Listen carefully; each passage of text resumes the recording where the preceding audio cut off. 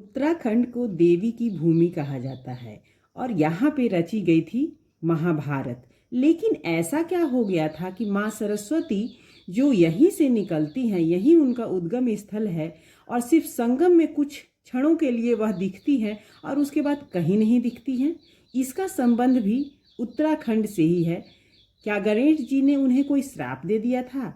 आइए इन बातों को हम इस वीडियो में जानेंगे। अपनी सभ्यता को नहीं जानिएगा तो खुद को कैसे पहचानिएगा। यहाँ एक है माड़ा गांव। उत्तराखंड राज्य के चमोली जिले में माड़ा गांव स्थित है।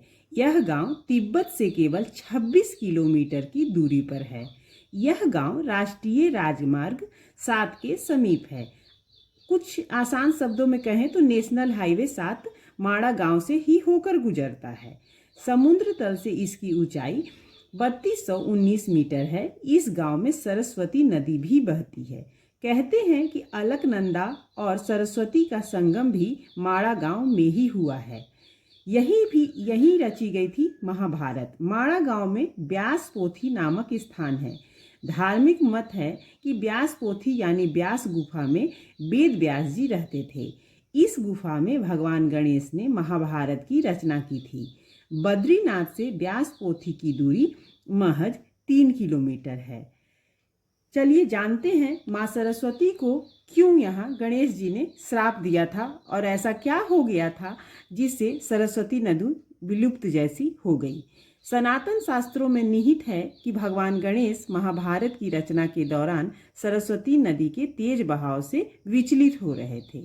उस समय उन्होंने देवी माँ सरस्वती को बहाव को कम करने या आवाज़ को धीमा करने का अनुरोध किया। हालांकि माँ सरस्वती ने उनकी बातों को अनसुना कर दिया।